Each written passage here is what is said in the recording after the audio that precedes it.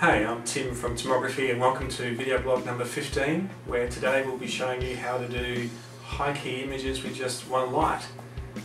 We have done previous videos showing high key lighting out in the studio using 2 or 3 or 4 or even more lights really to create a really nice even exposure, nicely exposed photos, which works really quite well, of course.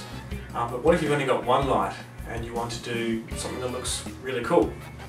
Well, I was watching the really good One Light Workshop DVDs by, I hope I pronounced your name right, Zach Arias.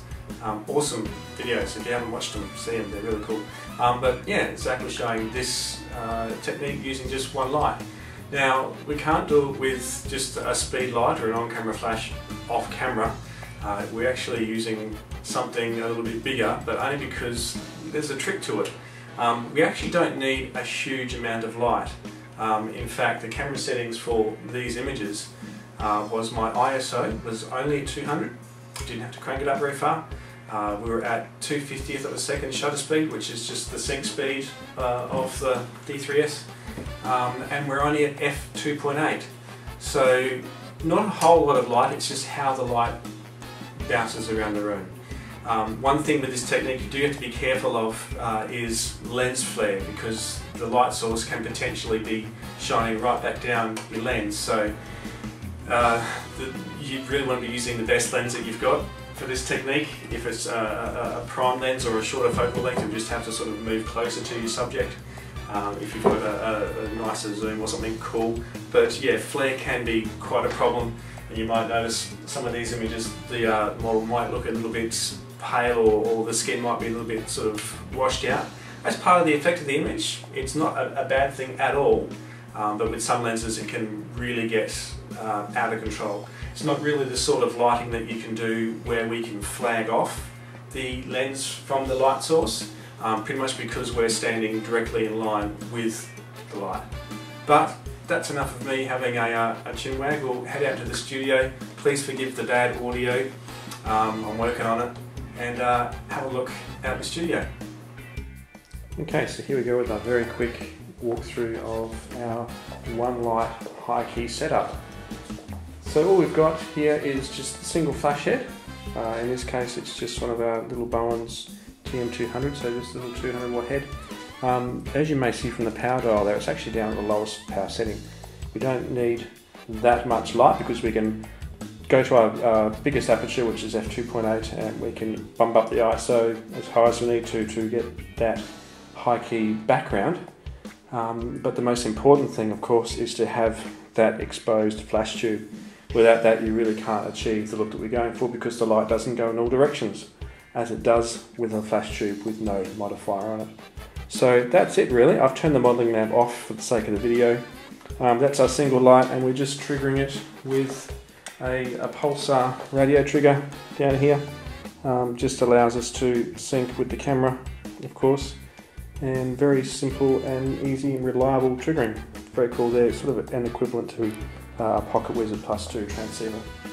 The only other thing I ended up having to do was, we're having a problem, if I hand back a little bit here, once the model was in set and she was moving around a little bit, there were a few shots where we were getting the actual flash unit itself was visible on the bottom of the stand, and some shots were visible.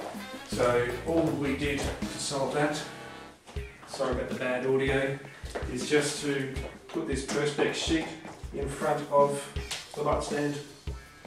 Voila!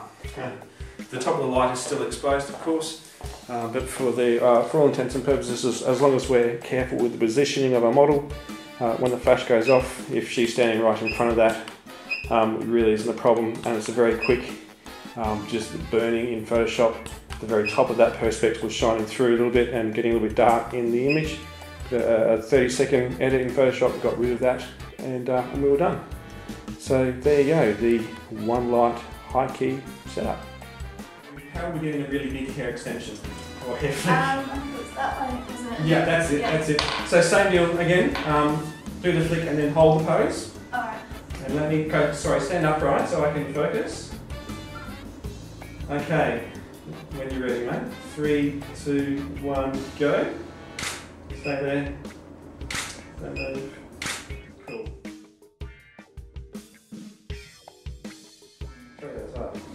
Sorry. Take a little step this way, so you're back in front of the light. That's it. Okay. Sorry, let me get focus. There we go. Okay. 3, 2, 1, go. Good. Stay there. Good. One more. That's cool. So out of the way, yeah, and then we're done. Okay, so sorry, mate, a little bit focus. There we go. Okay. 3, 2, 1, go. Keep going, stay there. Good. One more. Okay. 3, 2, 1, go.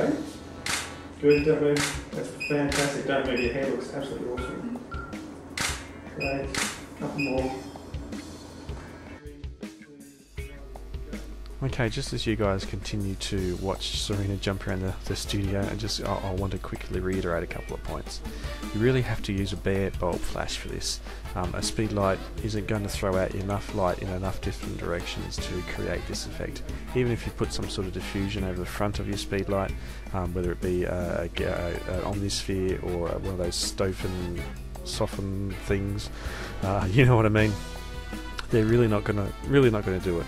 It's not the amount of light, as you saw that the flash that we're using is set to its lowest power. It's just the fact that it's going all over the place all at once. It's bouncing off the backdrop, it's bouncing off the walls, it's bouncing off the roof, and of course it's bouncing around Serena as well, because she's only standing about literally 1.5 foot in front of that flash, so it is actually wrapping around her, as you can see, because she's standing quite close to it, and that there's light going everywhere. Speed light isn't going to do it, so enough said. Use the bare bulb flash. As far as the camera settings go and exposure settings go, those of you who know me know that I love my light meter, and I use it religiously in the studio. For these, however, I basically threw that out, didn't really use it. I set the flash to its lower power setting. I started at my camera sync speed, which is 1/250th of a second at ISO 200, and I started at f2.8, and it worked straight away, and I liked the result, so I didn't change it.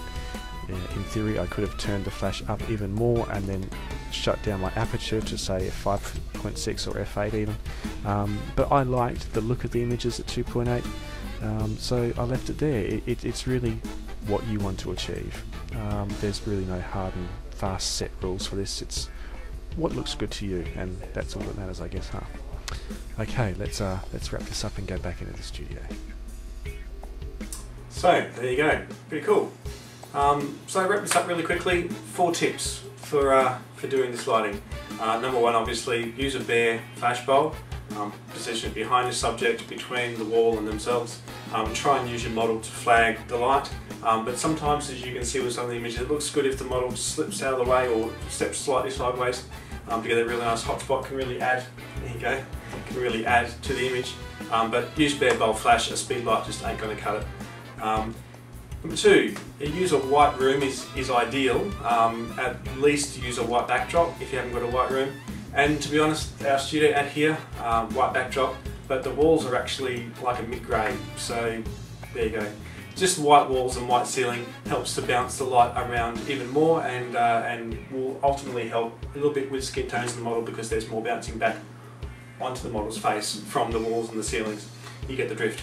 Number 3, which leads on from that last point, a small room actually works really well. In fact, you probably couldn't do this effect in a really big auditorium or whatever, a really large studio, unless you were tucked away in a corner somewhere and had foam boards or foam panels, which we've also shown previously, positioned really in close to the model to bounce light back.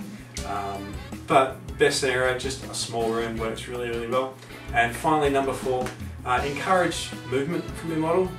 These shots really work well, again, if we've got some sort of movement happening with the model's hair, or even just moving her arms or her body. The flash duration, of course, being quite short, is going to freeze motion, so we're not going to have any blur, but it just helps to make the image look a little bit more dynamic, I guess, if the model is moving around. Anyway, that's it. We'll try and keep this as short as we can. Thanks for watching. Hope you liked it. Please keep questions and suggestions coming in. Send me an email to tim@timography.com.au. Otherwise, we'll see you next time.